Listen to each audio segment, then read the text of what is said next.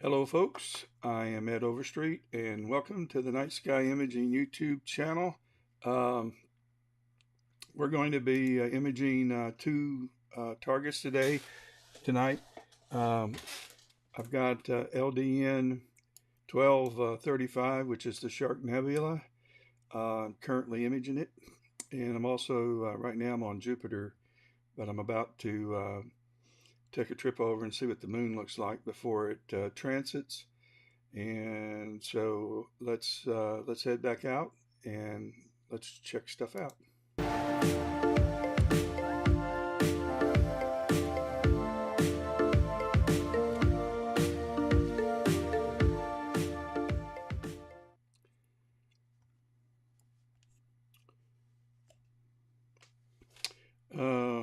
That ain't a very good looking screen. Let's see, we need this one. Yep.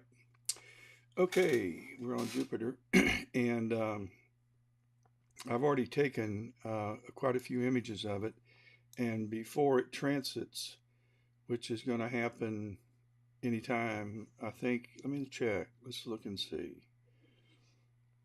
I really hadn't paid attention. Okay, the moon is, let's see, let me check on that and let's get some information on that. 9:57, so we've got almost an hour before it transits, and then Jupiter will transit after that. Saturn's already on the other half of the meridian, so that'll be the last place we'll go. And we'll be doing that tonight with two telescopes. I made a change, and let me bring up the outside cameras. And do-da-ba poopy. Do-do-ba-ba. Da-do-ba-ba. Why aren't we connected? Well, I guess I have to connect it. Okay. What is happening? Let's go outside and see if we run into stars. Clouds. Not here. Let's go over to the other one and let's check. Yeah, we've got clouds over here.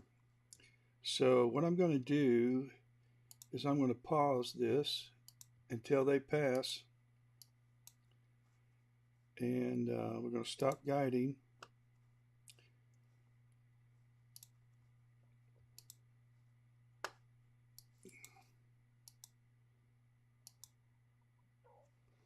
Let's head back over here and let's bring up guiding. Stop the racket, and we'll loop until the clouds go away.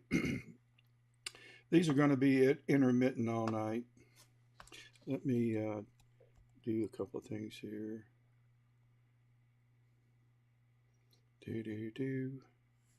All right.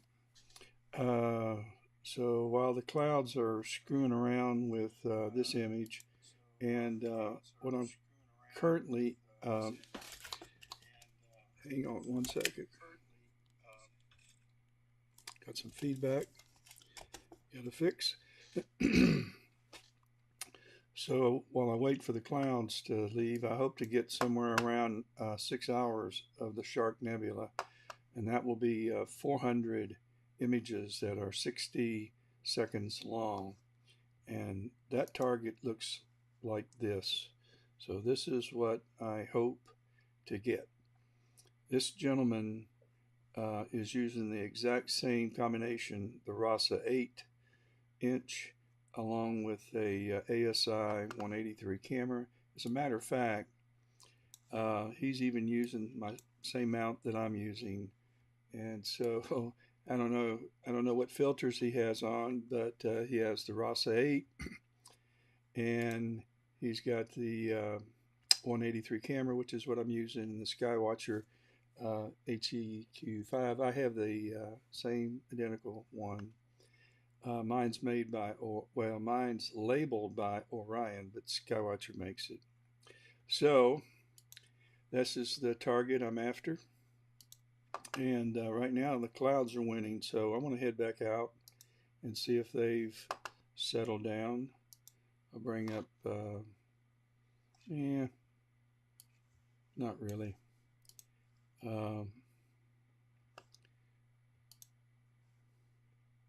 This is on Jupiter. Jupiter hadn't had any stars lost.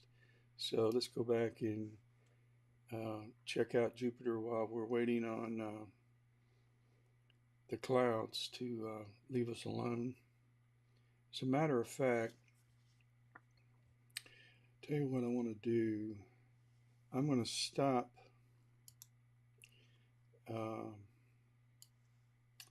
with the Jupiter guiding. So let's stop guiding and let's head over to the moon again and slew over there. And in a very big trip, so it shouldn't take but a second, and we should be there. So bingo, I just saw it. So we're on the moon, and I'm going to close some windows, so bear with me just a minute. You can't see the windows I'm closing, and I think I'm going to go ahead and get rid of that one, but not that one. And unless you tell me, no, never mind, I'll leave it open. If my sound gets crazy, you're going to have to tell me that my sound's crazy. But at any rate, I'm going to hush, and we're going to take a trip around the moon and take a look and see what's going on.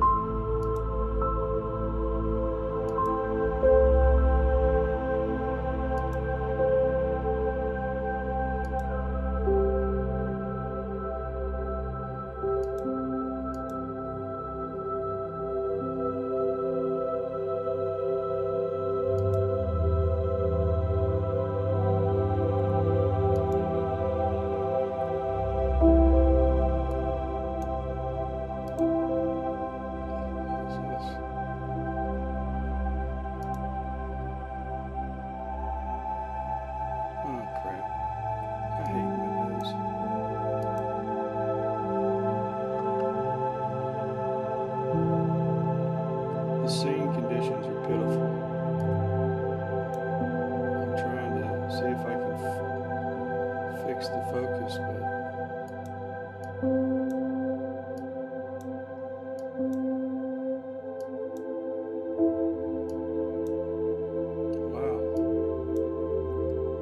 bouncing all over the place. Terrible scene.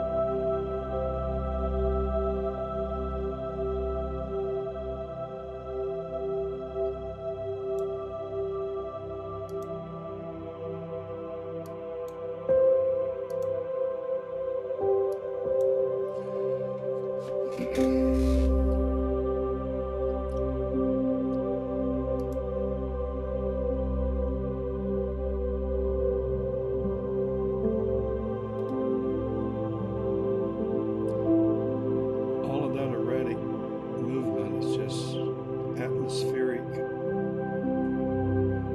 turbulence between my camera sensor and the moon, and it's scene conditions that they were really good about an hour ago when I first set things up.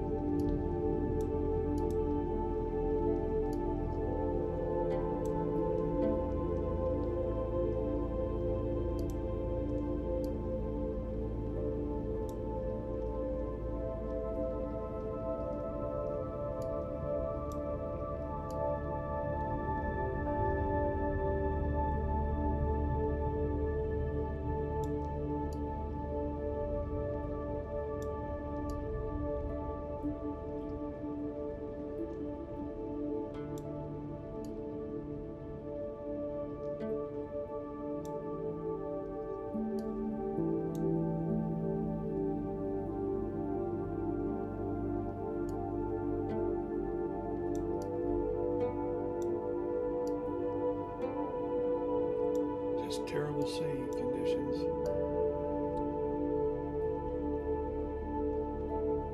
Yeah, exposure needs to come down some.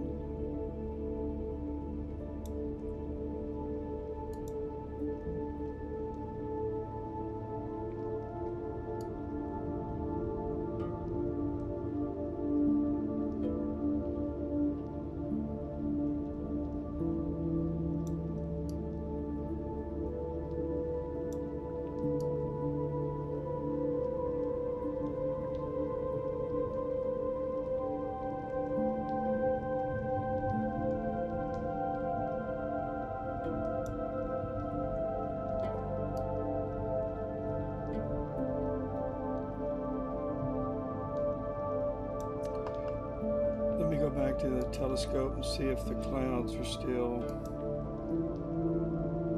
They've gone away, so let's resume. And what do you mean it requires a telescope?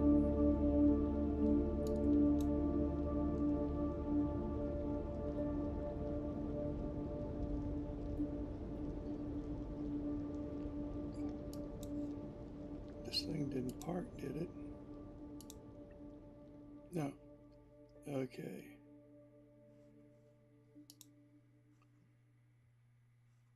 Again, we're imaging the Shark Nebula. I've taken 22 images so far. I'm planning on taking 400. And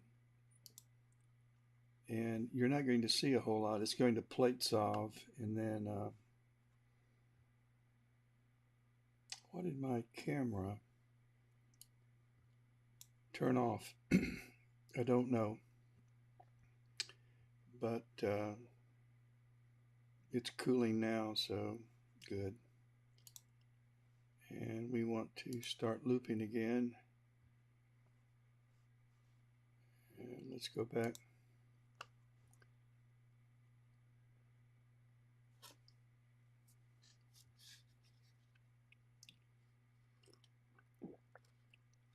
You know what?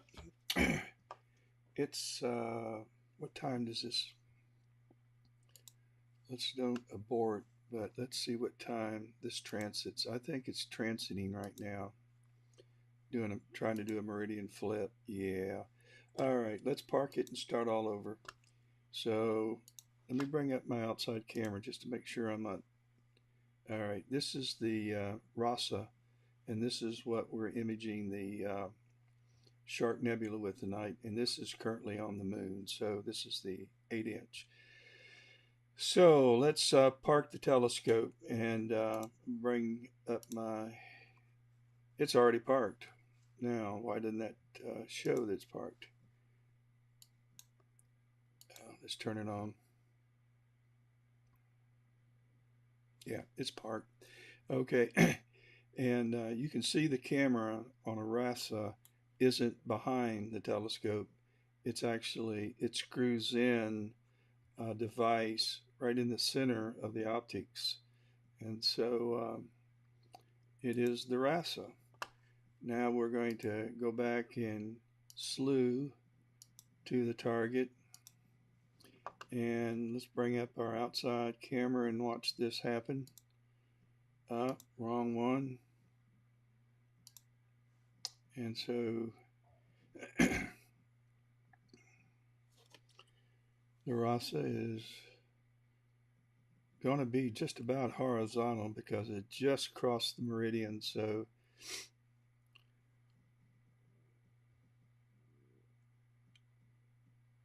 the weights in the telescope are going to be pretty much level.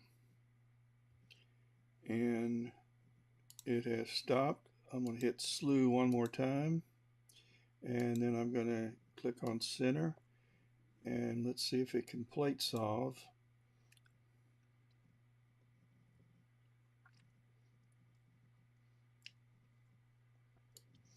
If it doesn't plate solve it on the first 2 attempts, I'll show you a trick that you can use if you have mounts that have backlash and declination.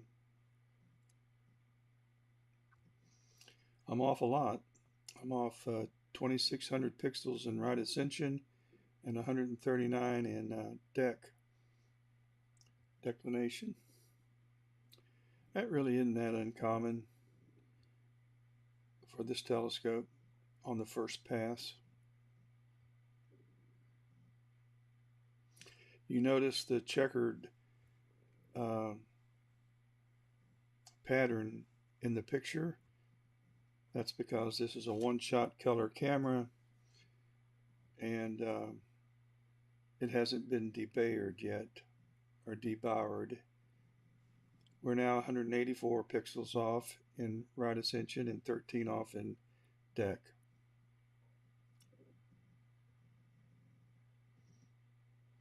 And it made an adjustment. We should be perfect. We're 16 pixels off in right ascension, and we're right on target on deck. So we're going to resume the sequence. It's telling me we're still not cooled down. I'm going to go ahead and start anyway. There's such short exposures. I'm really not opening up the sensor to an awful lot of heat, thermal heat. So I could even conceivably not even cool this camera tonight. It's about 50 degrees out, and when you're shooting 60 seconds or less, I really don't even notice the significance of cooling, but the camera has a cooling system, so I'm going to cool to minus 15 degrees Celsius, and that's below ambient. So let's now, since we are taking another image and that's all working fine, our guiding should be heading along in the right direction. Doesn't look that good, but it'll level out. So let's go back to the moon, where the scene conditions are still really rough. Wow. I was going to take some more images of Jupiter, but the scene's so bad, I think I'll just pass and just go visit places with the edge. I'm going to hush up and we'll take a tour.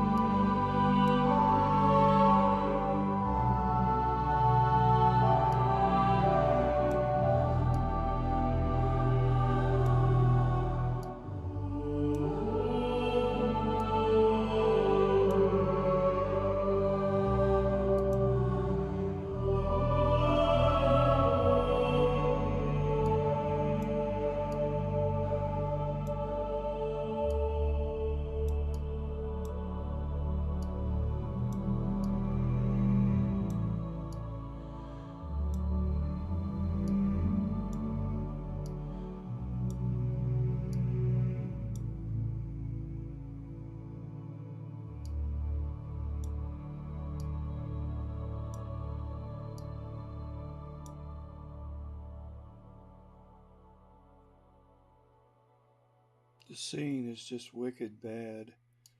That's a shame. I haven't had very many nights. I haven't had any nights since the last time I was on live. We've had clouds and rain.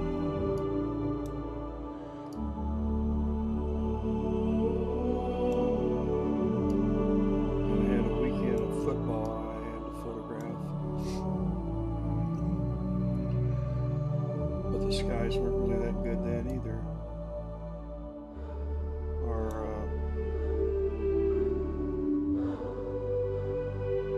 astronomy club had to cancel 2 star parties back-to-back Saturdays because of sad weather.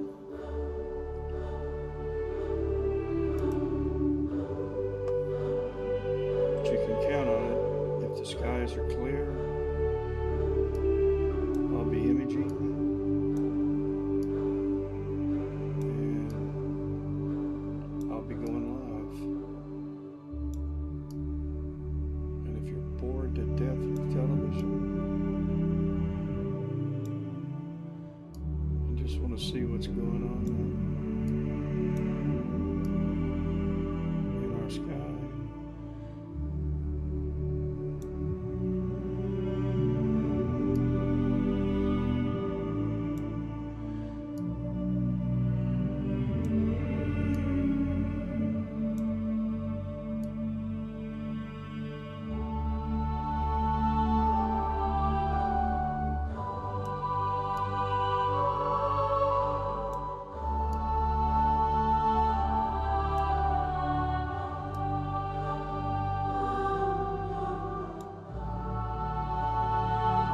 spots right here are just crud and dust that's on the sensor. I've got to clean that off tomorrow. It's driving me nuts.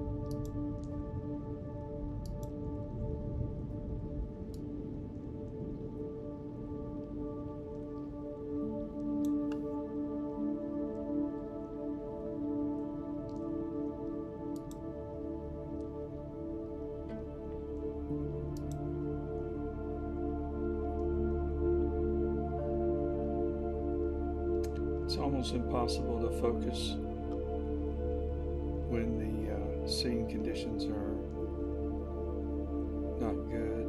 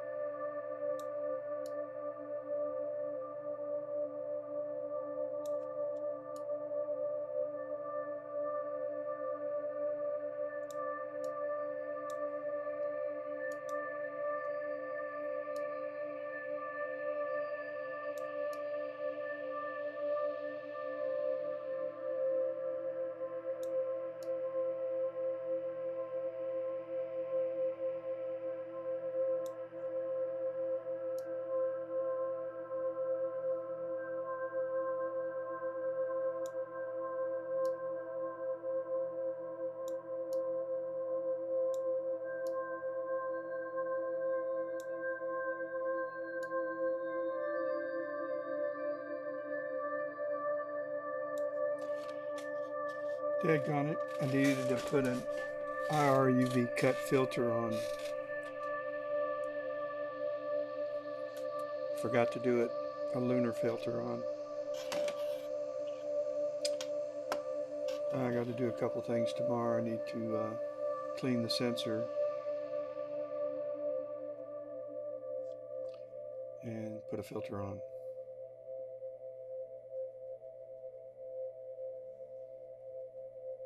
Let's go over and see if we're still imaging. We haven't had any more clouds. So we've taken 34 images. Got a bunch to go. And this is what we're in search of. Wrong. Here we go. We're in search of this nebula right here, the dark nebula. So that's what we're imaging. Doesn't look like it, but that's exactly what we're imaging. See these two stars right here that are almost on top of each other, bright star. And then down here, you've got this bright one, brilliant blue one. Then let's go back out here. And here's those two stars that are on top of each other. And can't see the bottom part of this, but down here's the other bright star. This is one of them. So it should be in here, right in this area. And again, we're imaging the dark nebula, this baby right here. And it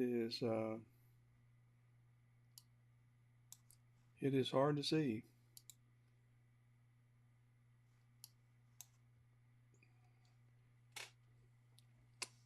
This gentleman took he took 160 images that were 180 seconds long, and he used a RASA, the same telescope that I'm using, the RASA 8, the same camera that I'm using, and it's actually the same mount that I'm using. The only difference is I'm going to take 400 60-second images. I'm trying to keep from blowing out these stars. The RASA is such a fast scope at f2 that these larger stars just get oversaturated, blown out, clipped, and become sometimes unusable. But he had 8 hours worth of imaging time, and when I'm done, I'm going to have 6 hours, and I'll have about 7 hours of imaging time. I got 6 hours left, so I'll be close to 7 hours of total imaging time. And so let's head back out to the moon and continue our journey around the moon. And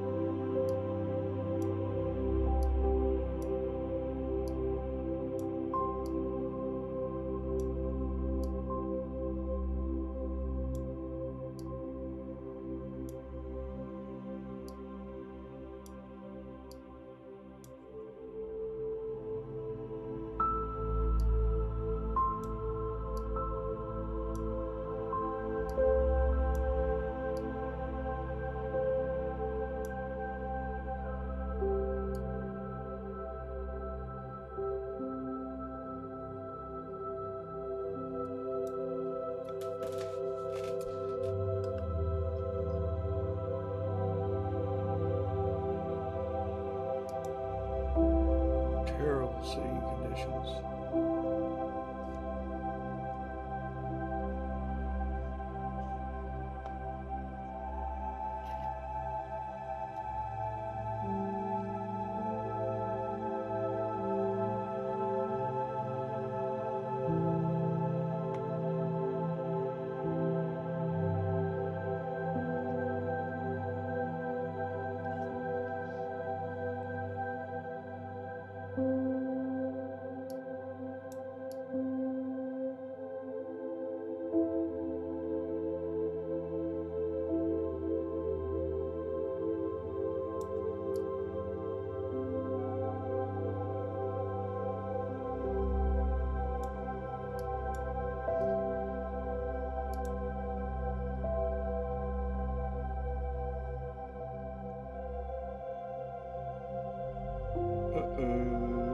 Our scope has been parked. So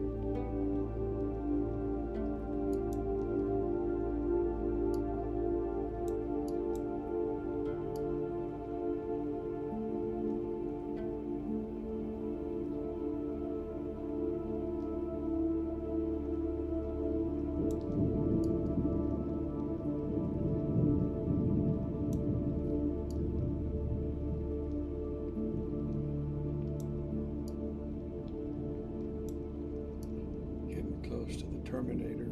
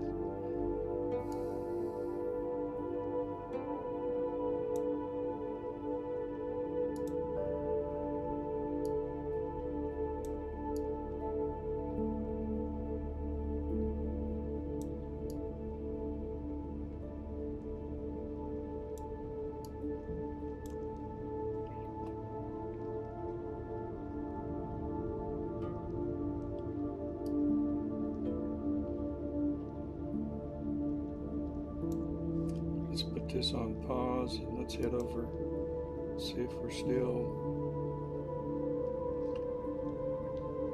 Yep. Everything's going to plan.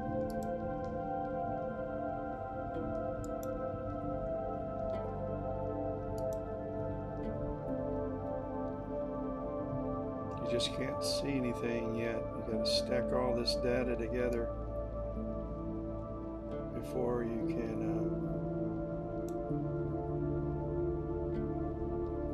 see the nebula.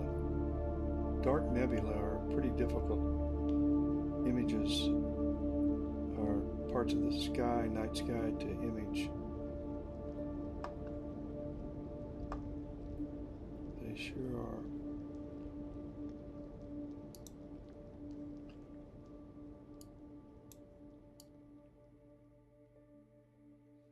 And we're back over at the moon where the scene conditions are just bloody awful. The poor moon's just a bouncing around. And actually the moon isn't moving, it's the turbulence between my camera.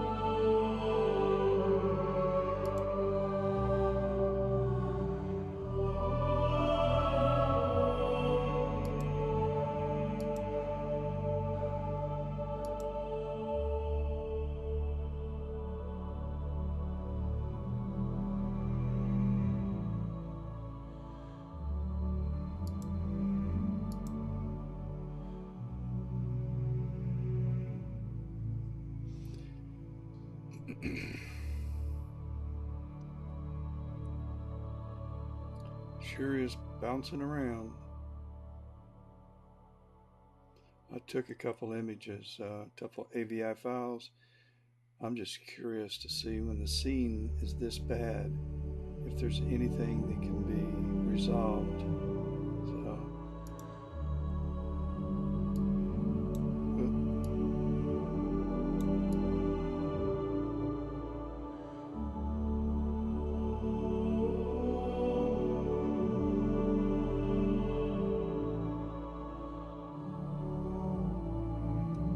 we're about ready to cross the meridian.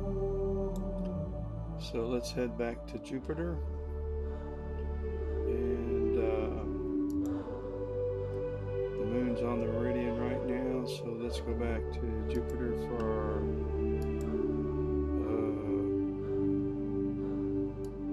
one last time, and we should be close. Let's stop, start looping.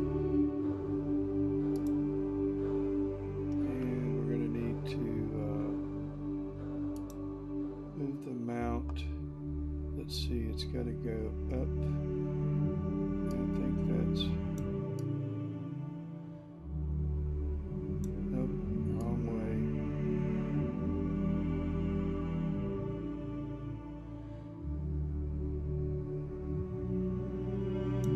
That ought to be close enough. Let's bring the gain up.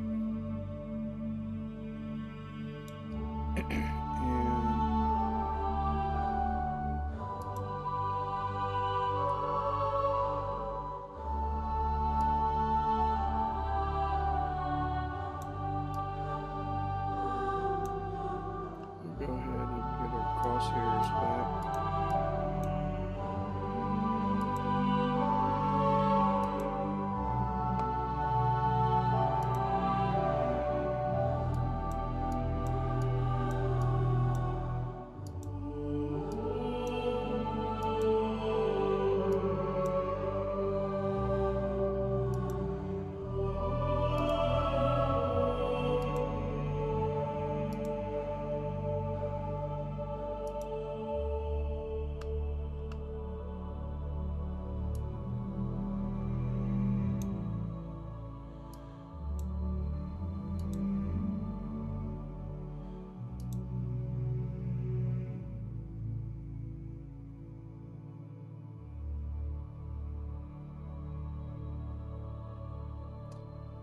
There she is.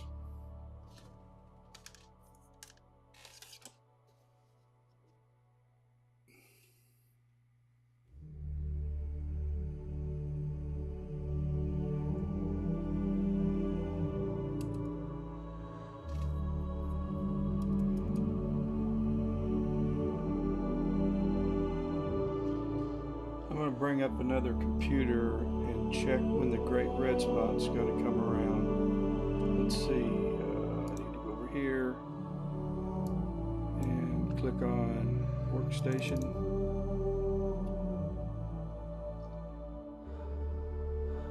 You can connect, it's sitting right next to me.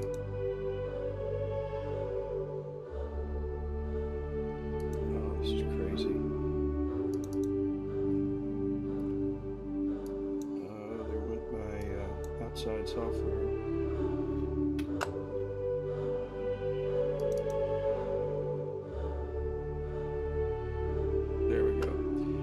Bring up Wingy Post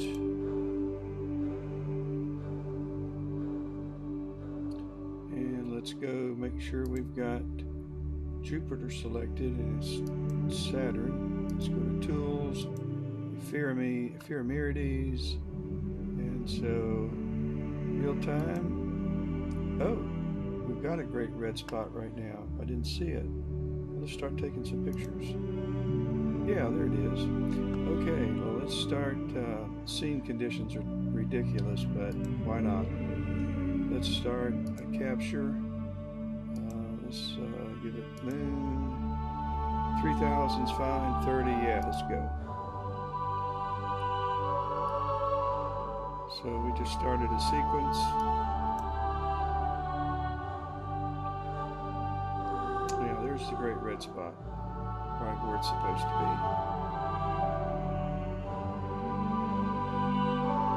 Now the other night that I was imaging live, I did a time lapse of the great red spot, and I'm going to show you how that turned out, which was pretty cool.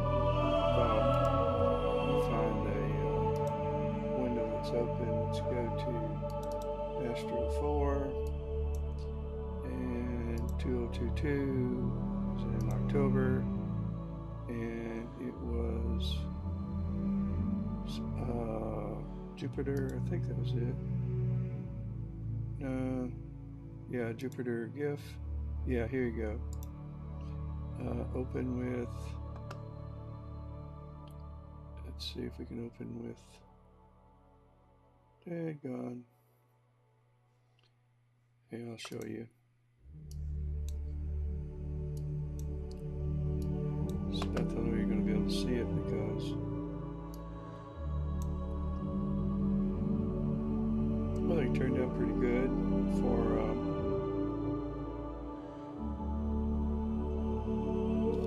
it was a time lapse, of course. The whole great red spot transited. You know, this isn't the one I'm looking for. It's this one right here. That didn't turn out so good. This one did. There you go. This one turned out a lot better. And I got it from beginning to end. A little wobbly, but it turned out pretty good. And we also got a pretty decent Saturn that night because I did both. And we'll open with this preview. Saturn turned out pretty well for me. I have limited optics at 8 inches of aperture, so I'm fortunate to be able to get what I'm getting. And now we're on Jupiter, and we're trying to take a bunch right up to time that transits.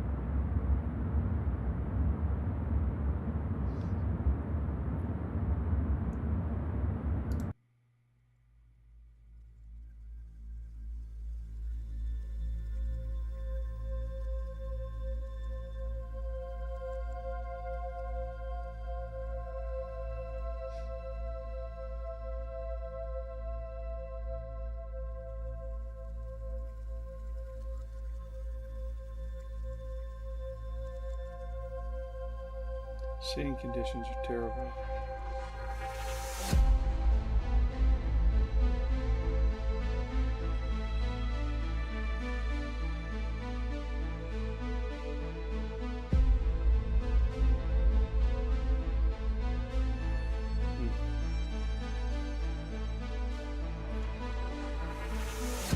We don't get a lot of clear sky nights, and when we get them, keep your fingers crossed that seeing conditions, if not good, get better, but I swear they're getting worse.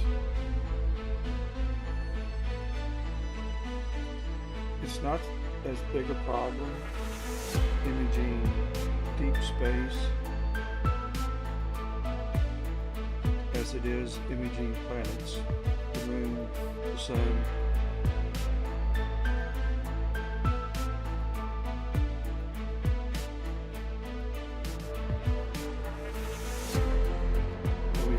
Red spot right here, and yeah, here it is in Winjupos. Looks like it took real time. It's just about ready to cross Jupiter's meridian. Of course, we are not dealing with the same rotation, same geometry.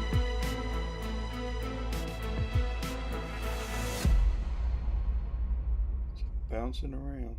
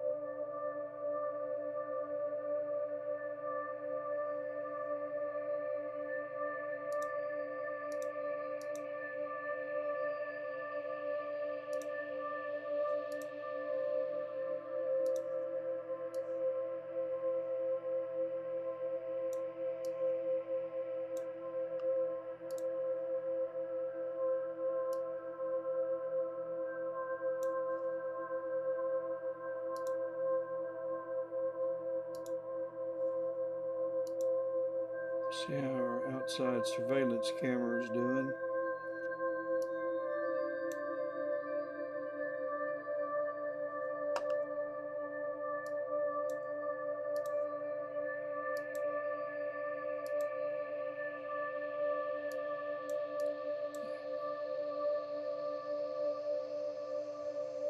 We just crossed the meridian here, and this one that's on Jupiter is about to hit the meridian. And when it crosses, it would be on this side as well. This is a RASA 8-inch with a ASI183 camera, and this is the 8-inch edge with a Powermate by Tele Vue, a 2-inch. It's a beautiful piece of optics. And then I have an ASI224 camera, uncooled. It's a color camera. I have Lodestar guide cameras on Orion 60 millimeter. They're 240 millimeter focal length on both of these. Both of them have Lodestars. These are both Atlas Pro mounts, which are the HEQ6 mounts by Skywatcher. Orion just puts their name on them. And this is the LDN 1235, which is the Shark Nebula. And we are tearing it up. We've taken 57 images, 60 seconds. We got 5 hours to go. And I think we have 5 hours of imaging time left. Let's see, this is an hour, so we have one. Let's get rid of that. So there's 1 hour, 2 hours, 3 hours, 4 hours, 5 hours, 6 hours. We can actually go 7 hours, which we won't do. But if I can't resolve the dark nebula out of 400 images of 60 seconds on an f2 RASA, then I guess I'll try doing 160 images at 180 seconds, like whatever Steven did. Okay.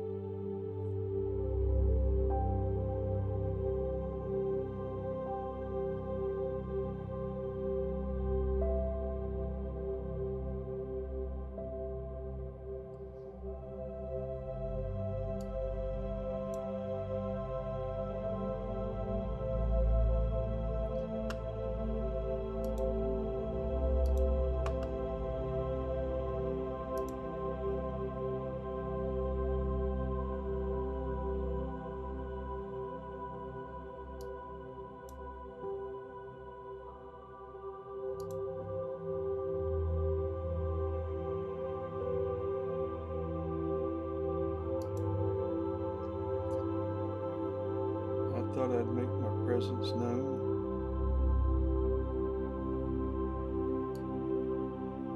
See if I can get out of the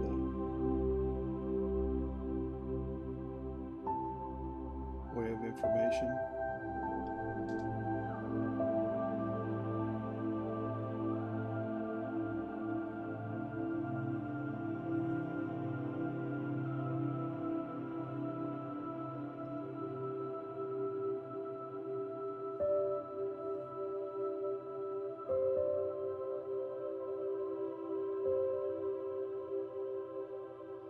Just joining, we've got Jupiter at the right time.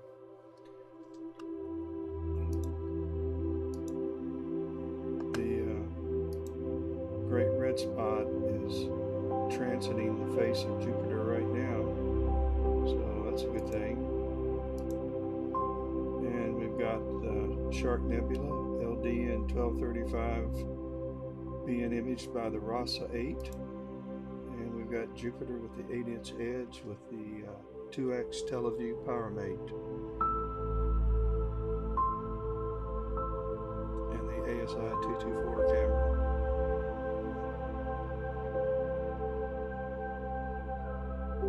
The scene's gotten a little better. We have 20 images to go.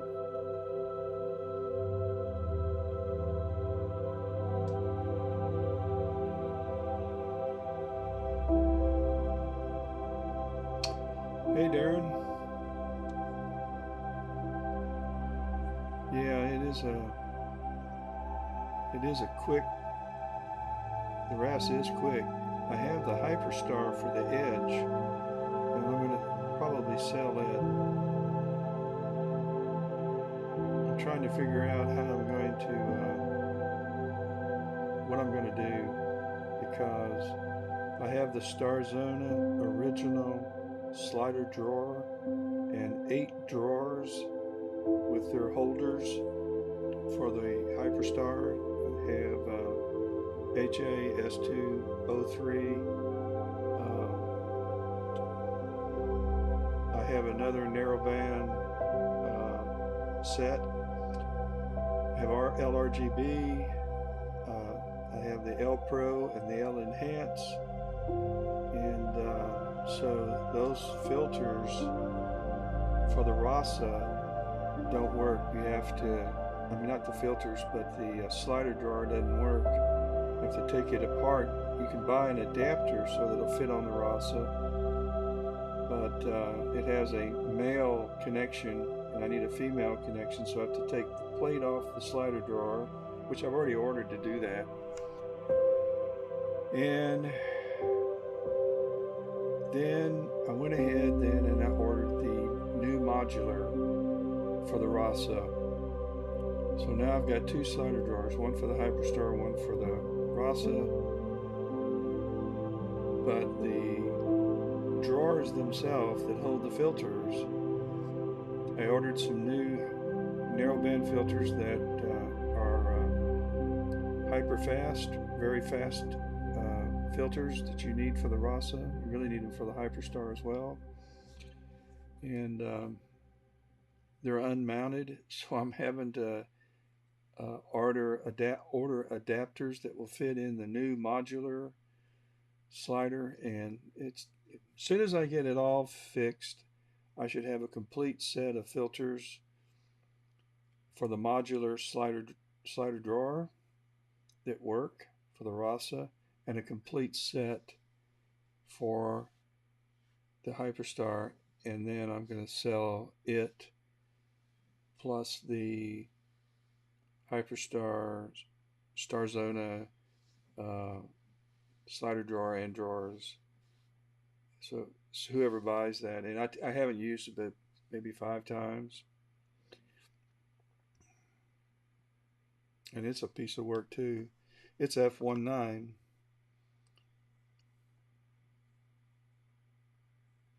No, it doesn't bother, the cables don't bother it at all. As a matter of fact, I want to show you, let's go back over there to,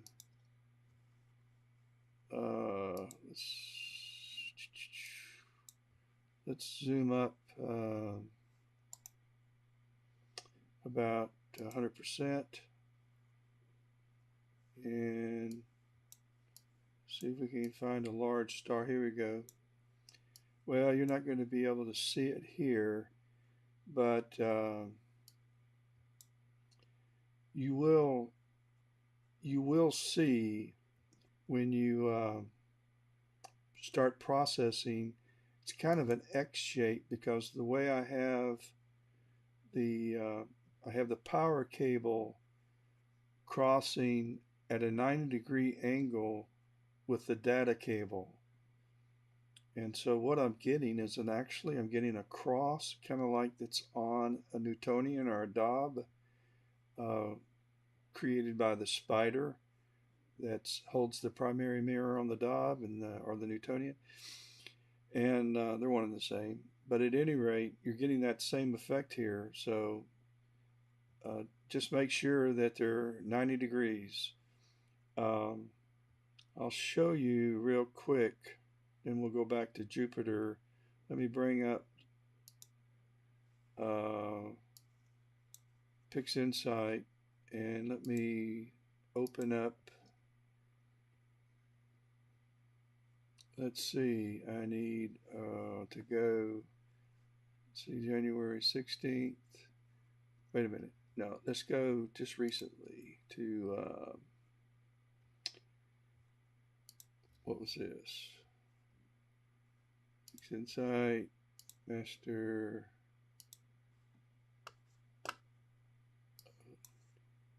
Okay, this is a 15-second.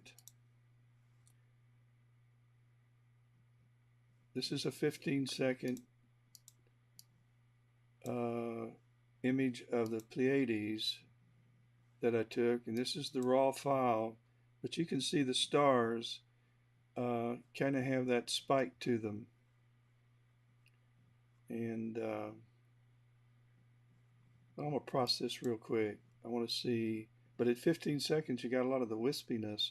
I took it at 15, at 45, and at 60 just to see what kind of data issues I have.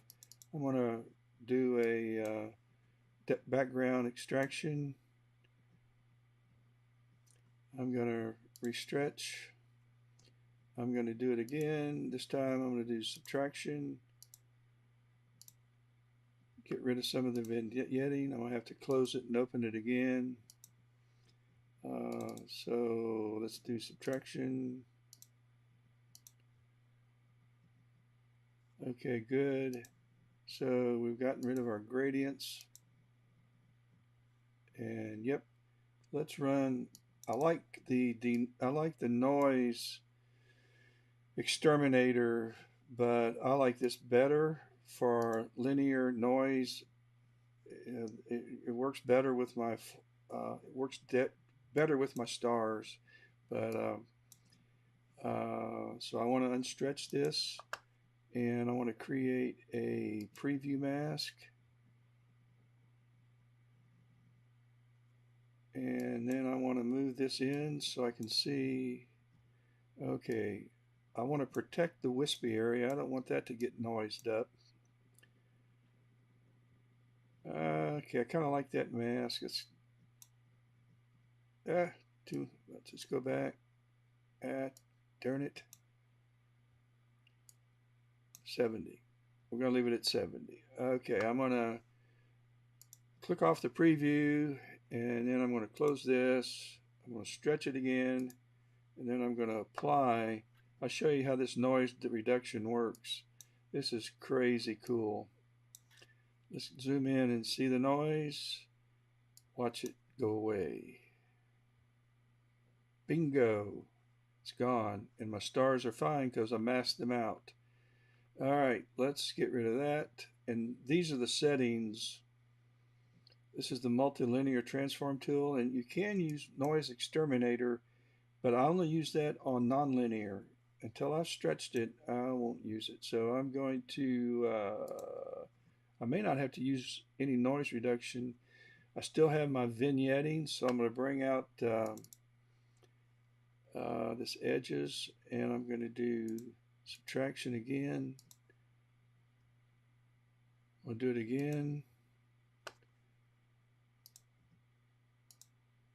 And that's fine.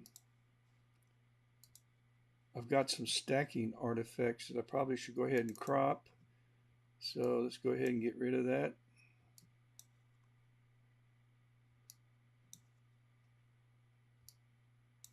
And we're going to crop it. I'm going to save that process just in case I want to crop it again. I'll use that same crop. And let's see what else we got. Color calibration. I think I'm going to go ahead and just use the script auto color. And And go to Utilities, Auto Color, and let it do its thing. It usually gets it pretty close. I like photometric calibration the best because it actually retrieves a catalog after it plate solves, and it applies. Oh, I don't like that at all. Yeah, that didn't work. Let's go back. Let's just go ahead and use color calibration. And let's see how that works. Let me get a background reference image. And I'll get a preview. Let's just make one right here of the background. That works. Let's go ahead and just rename this RGB. And so what I'm going to do is I'm going to pull up RGB.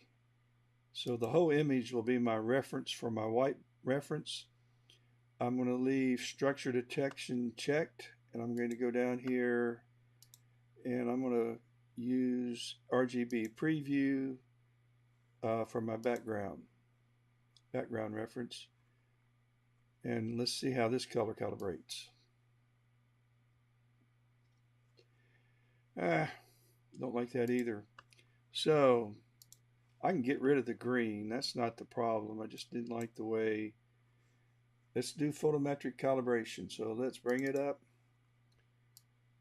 And let's see if we can acquire from the image. It got the RA and DEC. So it populated, it's plate solved, RA DEC.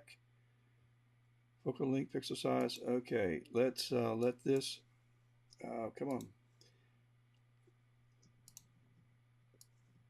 So we're going to use photometric calibration. It's going to take it a minute. So while it's doing that, let's go back out and make sure that I start doing too many things at one time. And everything's working fine.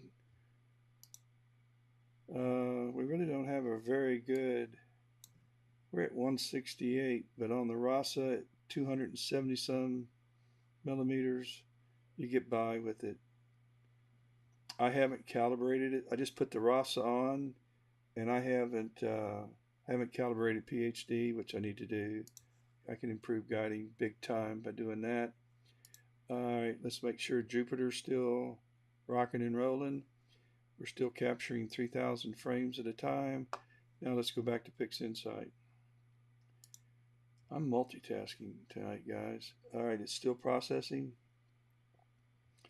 So what this does both photometry and astrometry.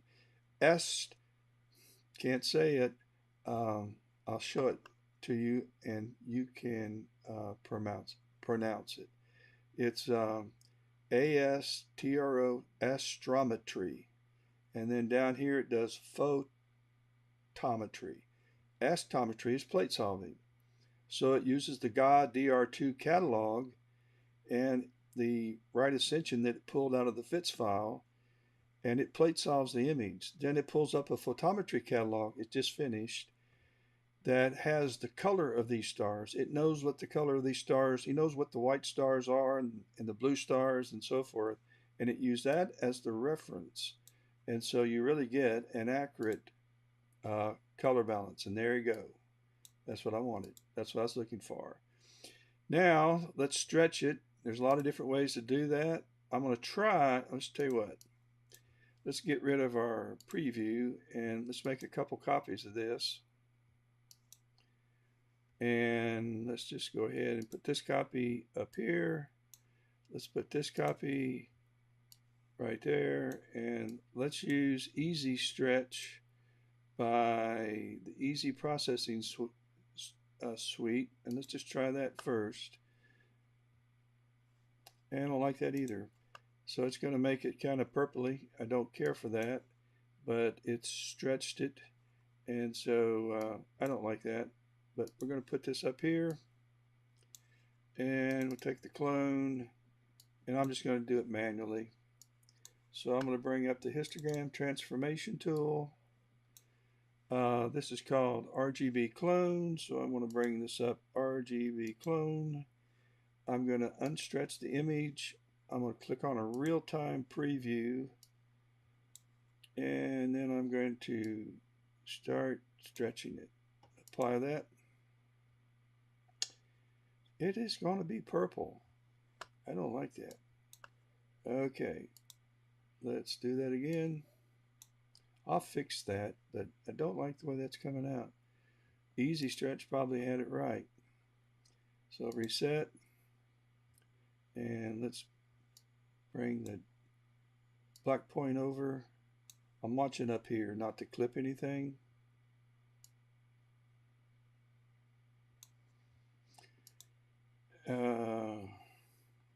Okay, let's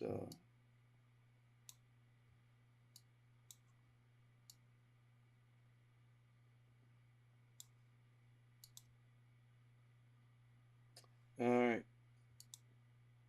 we're done. So I'm going to keep that. So I've stretched the image. There's another way you can stretch it. It's using the same thing, but it's not manual. You can unstretch, bring up your histogram transformation tool that I just used, and let's clear it out. Let's make sure we have this image, which is RGB clone clone. RGB clone clone. So we got that. And so we're going to get I don't need a real-time preview. All I'm going to do is stretch it. I'm going to take this process and drop it on this bar. I'm going to now unstretch it, and then I'm just going to drag this process onto the image, and it stretches. I like that. That's what I'm looking for. So actually that turned out better than my manual stretch, which is there, or the easy stretch, which really looks pretty much like my manual stretch. But what this did, it balanced the channels. So by the way, you're seeing green and you're seeing red, and that's not a gradient. There's just so much nebulosity in here, of which the green I'm going to remove.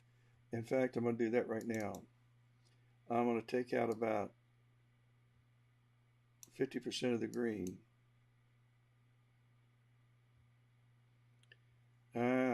Didn't get much as I thought.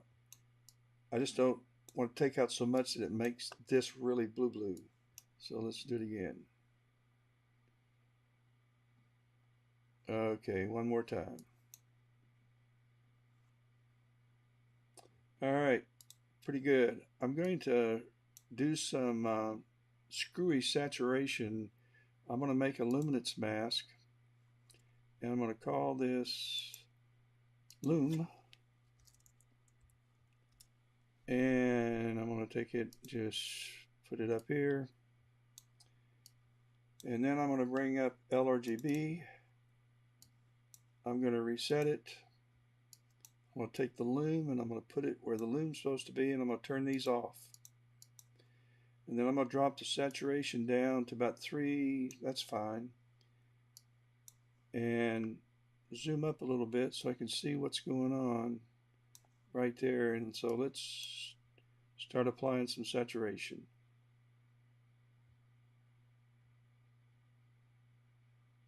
Take it a second.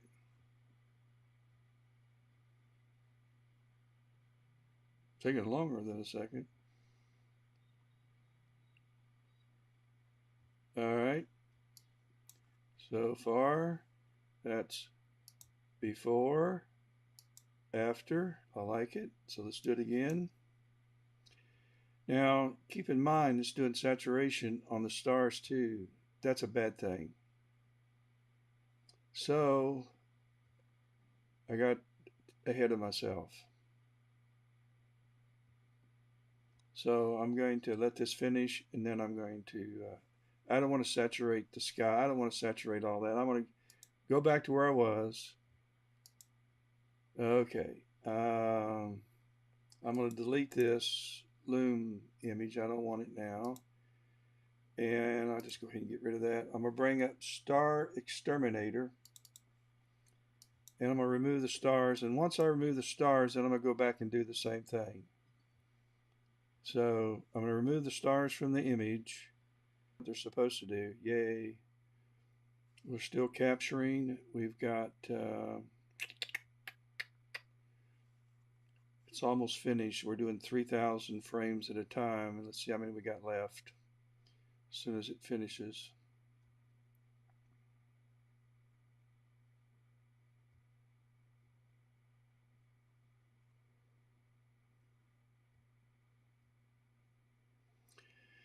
We have 5 remaining, so good. And I think we've gone beyond the meridian, but I already set this up to go an hour past the meridian. I have a pier. It's not going to cause any problems, but I wanted to finish this sequence. So let's also head over to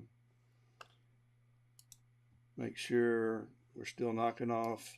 Good. So we're at 75 on the RASA, headed for 400 by probably somewhere around 4:30 tomorrow morning. I'll be asleep. Now let's go back to PixInsight.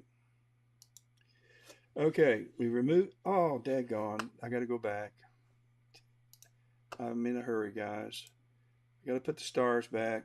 I forgot to generate star image, unscreen stars. All right, we'll just wait.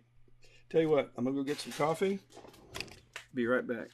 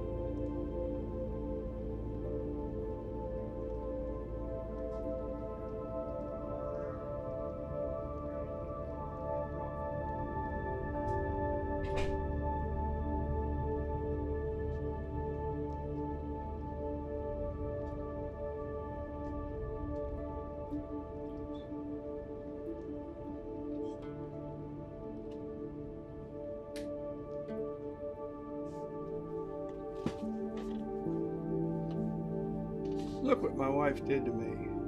She gives me these little tiny cups for coffee. I like styrofoam. I'm nuts, I know. I know you're gonna die if you drink out of it. But I like it anyway. Okay. We'll work on the stars. I'm just gonna call this stars. Let me move my coffee before I spill it. And we have already stretched this image, so we're going to call this starless.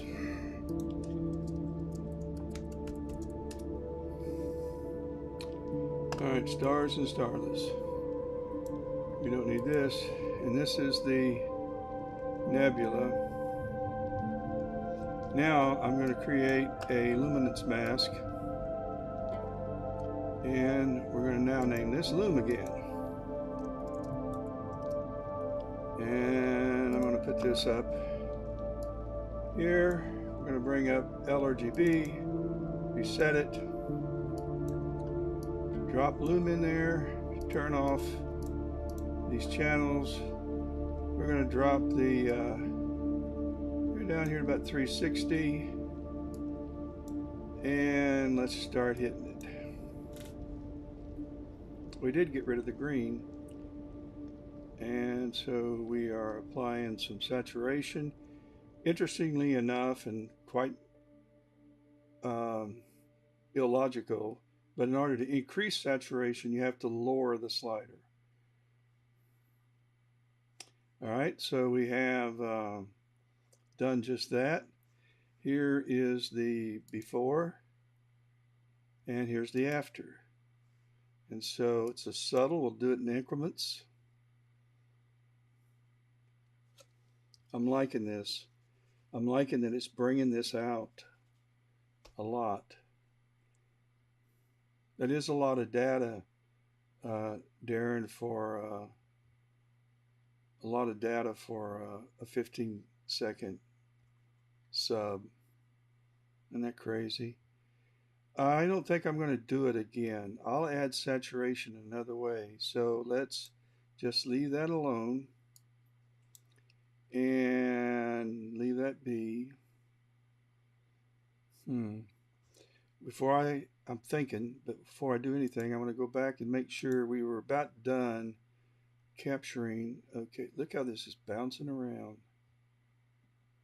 Scene is just pitiful. All right, still take an image of the great red spot as it moves across the face of Jupiter. There it is. That's Win-Juposa's Ephemerides, showing how Jupiter's real-time great red spot should look. And we're back here. We're at we've taken 79, 80 out of 400. So we're working on the Shark Nebula, which is LDN 1235, and so let's go back now to pics. Okay, I want to have to work on the stars, but I'm going to probably do that last. Let's see, what do we want to do? Let's see what our noise looks like. Let's go ahead and reduce the noise without the stars. So we're just going to go ahead and apply the noise reduction. Talking about magic.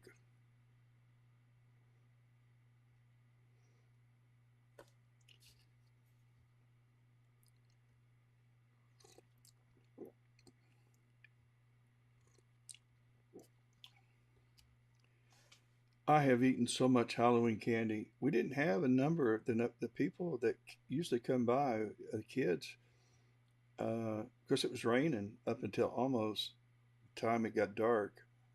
There you go. Is that not insane? All right.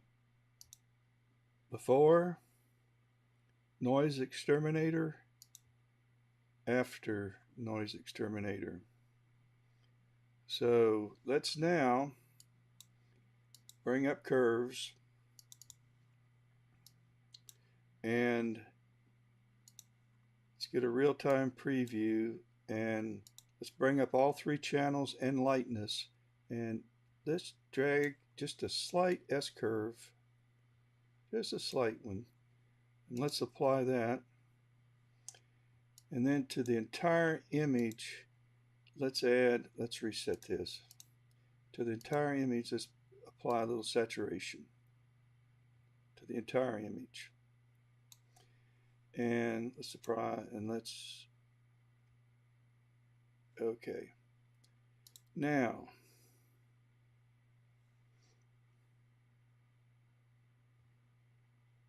I would like to bring out this part right here, this brown. So I'm going to try two things.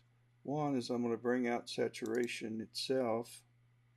Now, one of the things that I do is I already have this process where I've put anchor points along this line. And so I want to put my cursor right here and click on the mouse. And I'm looking right over here on this. You'll see where these colors are. So that's where the colors are. So I want to go over here and I want to rich those up a little bit by dragging this up some. And then I've got a real-time preview, so I'm going to hit this. I'm going to hit it one more time. Oh, too much. It's almost red now. I got to get rid of that. In fact, I don't like it any at all. I think I'm going to leave that alone. I need to bring up the luminosity. So we know that's red. Let's get rid of this. Let's go up to Script, Utilities, Color Mask, and let's go red. Let's make sure we blur 3 layers, and we want red, I said, so let's create a color mask. And that's the red mask, and let's put the mask on, and we don't need to see it, so let's don't show it. Let's put our mask over here. Let me put these together, driving me crazy. Rain's left, so we got these. All right, so we've got our mask on. The way we can tell is this is turned brown, from gray to brown. If I remove the mask, then it's kind of grayish. And if I put the mask on by dragging this on top, right here, then it turns brown. So I know I got a mask on it. Now let's bring up curves.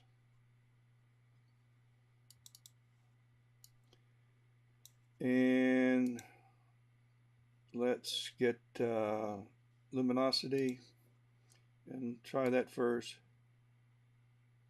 Too much. Bring it up a little bit. Let's kick it. Now let's try colors in that. That's RGB and lightness. Let's kick it one more time. We're going to have to look close at this. I think that's too much. Let's get rid of this. That's okay. Thought it was starting to look blotchy. It might be a little bit. All right. I don't know if I'm going to like this or not. Now, I'm going to bring up Bill Blanchen's star reduction tool. And before I do that, let's bring up our stars. And they're green. They got green in them, so let's bring up this and let's remove that. And we did. And so before we run that, let's do morphological transformation. We want morphological median. That's what we want. 5 elements. And so let's drop this on stars. That's better. There's a before, after, before, after. Good. Now let's run Bill's. I don't want to mess the Seven Sisters up. I want to screw that up, but I think this will work. So let's apply it. And bingo. There's our new image. Let's put our starless. I don't know.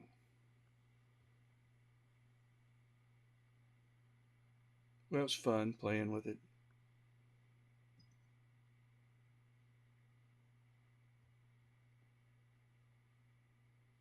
Yeah, I've got a couple tools that I use to remove magenta stars. This is one of them by just dragging it. It's a pixel math equation. And then I have another one that's another pixel math equation. Actually, these process icons are for a friend that's going to come over tomorrow. And I my process icons, well, I'll load them and show you. Process icons, right down here, load. David's coming over tomorrow. So this is mine. I'm Ed. He's Dave. And yeah, I want to replace them all. So here are my process icons. And I've got two remove magenta star possibilities to use. And they're both in pixel math equations that one does a very good job at the expense of very little, and the other can create some artifacts. But when it works, it is the tool to use. So I end up trying them both. But at any rate, that's that. Let me see what the questions are. Do you find cables? Nope. There. Cool. Oh, goodness gracious. I eat it all. That's a terrible, but I don't know if you can see this. I don't know. Am I on? Let me see here. Bingo. Am I in this picture? Yeah. There's Tootsie Roll. I like everything. I like Snickers. I buy Heath candy bar by the cases. I swear to you. I have, and they go in a freezer. But I love Heath candy bars. And yes, my blood sugar is right on the tip. You know, 96, 97, 98. I get fussed at. But I'm 78 years old. I don't smoke. I don't drink. I just stay up too late and I drink too much coffee. And I eat candy. I would eat it now, but you can hear me. I grabbed a piece when I went down and got my coffee. We're still on Jupiter, but we're previewing, which means that we have finished. And I guess I'm done too because I don't know whether or not I'm going to do any more imaging. The scene conditions were just so daggone bad that I went ahead and did it. But I'll show you where we're turn on the cameras outside. So this is what's on Jupiter right now, and the weights now have climbed higher than the telescope. It's kind of hard to see, but it's because we've crossed the meridian and I haven't flipped them out. So here's Jupiter and in real time, and it's crossed the southern meridian. So weights are higher than the telescope. So I'm going to go on over here to this telescope, and I'm going to go ahead and close the camera. I am going to go to my virtual hand controller and I'm going to park the telescope, and I'm going to go out and watch it park. And there it goes. And PhD's telling me that it can't guide. That's a beeping noise. I should have turned off PhD.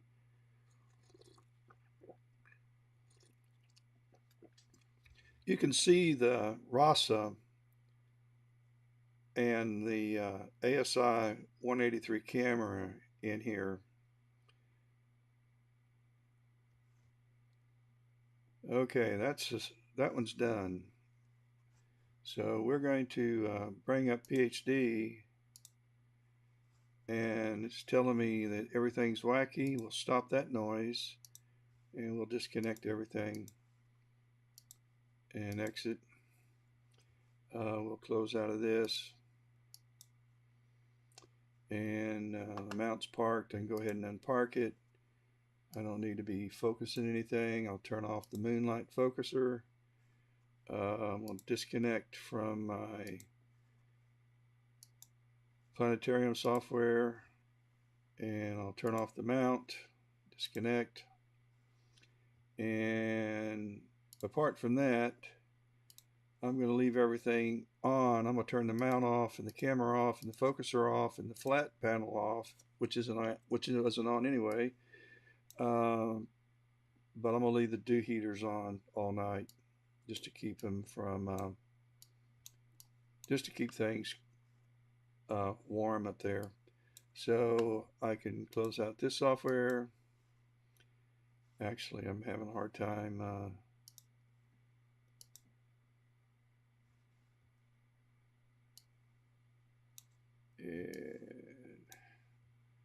So we're going to go back now to Bingo. Go back to not that. We don't need this anymore.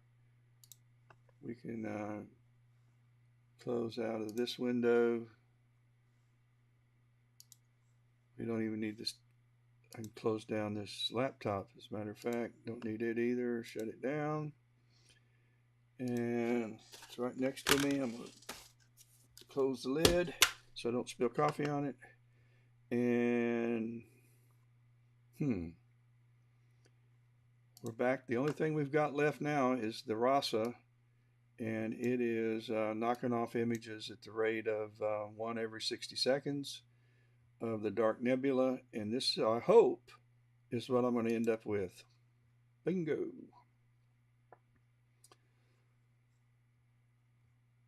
Looks good, doesn't it? That's impressive. And he's using the same kit that I'm using. He's using a Celestron RASA 8-inch. His camera is the ASI183 color. That's mine. And he's on a Skywatcher HEQ5. And I have the same telescope. Mine's a HEQ6 Pro, but it's the same, essentially the same telescope.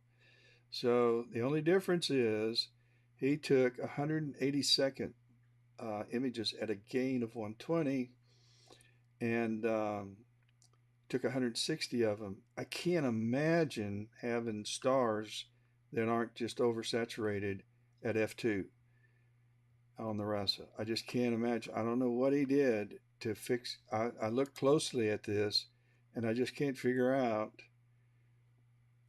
Now they're all kind of amber colors, so I don't.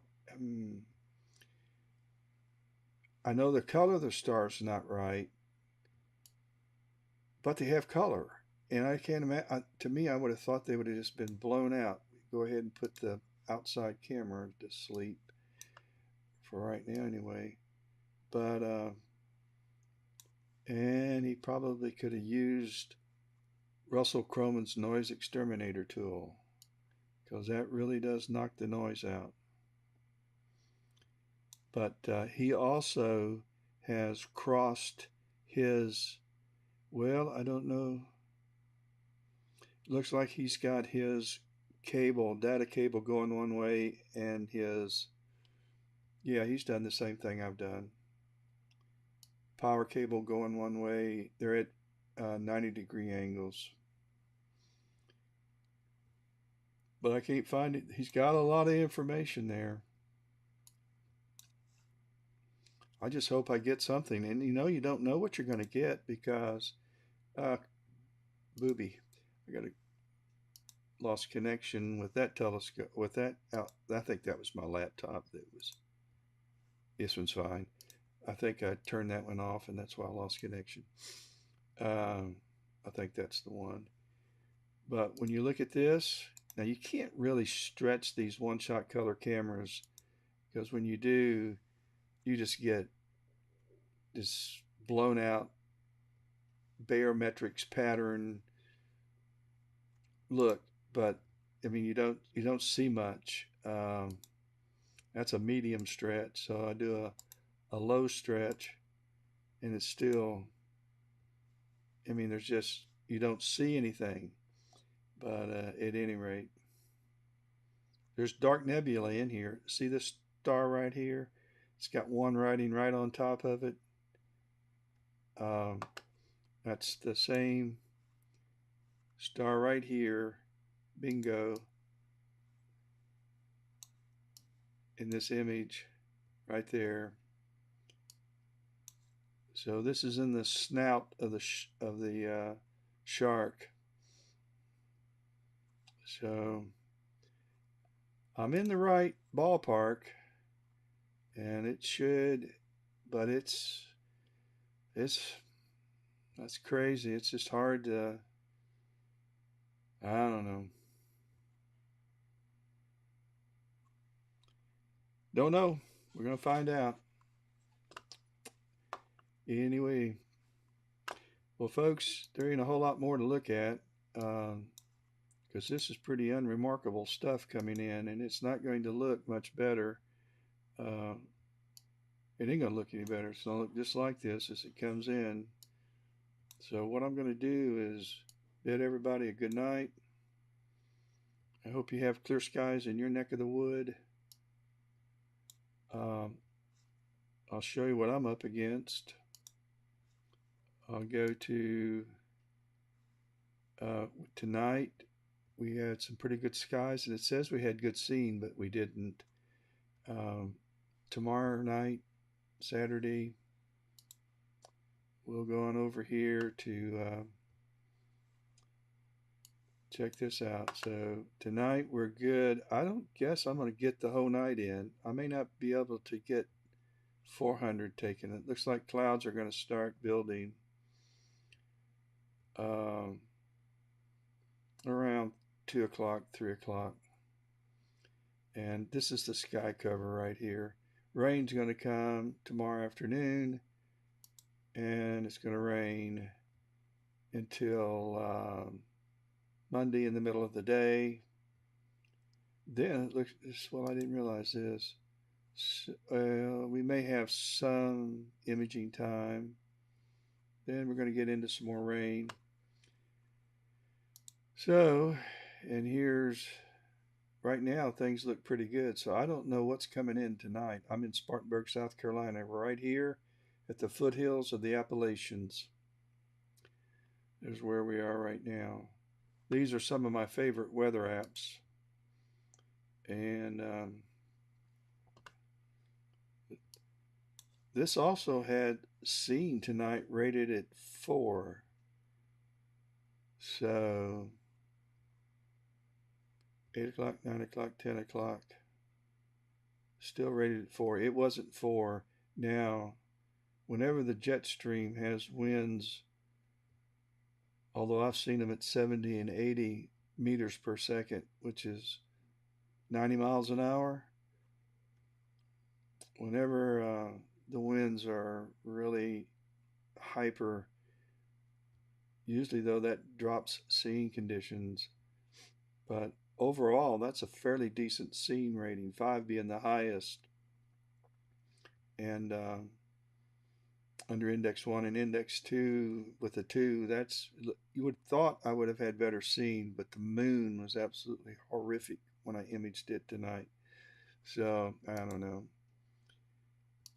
And then this is also a good tomorrow night. Here's our rain coming in, and for Friday all day, and then we have 100% clouds, and at 6 o'clock on Saturday night, looks like we have 9% clouds. Let's see what happens. We'll pick it up on Sunday, 9% until 1 o'clock in the morning, then more clouds come in. And maybe Sunday night. Let's see what we have on Monday according to this weather. Well, Monday, it looks like Sunday night and Monday we might be able to image. According to forecast. By the way, this has my sky quality meter at 19.42. I have a sky meter, and that's a class 6 Bartle. I have a sky meter, and when the moon's not out, when there's no moon, when we have a new moon, it's about 9.5. So this has it right. So if you find this application for, well, you can find it. It's clear outside. If you use this weather app and put in your RA and, well, not RA and deck, put in your GPS info on your longitude, latitude, it will bring up your magnitude, your sky quality. And if you wanted to know what your Bartle class was, this is as accurate as my sky meter is. So pretty cool. And that's it. So those are the weather apps I use in the story. All right, guys, I'm going to say goodnight to everybody. And sometime in the next, it might be Sunday night, check me out, because we might just be imaging.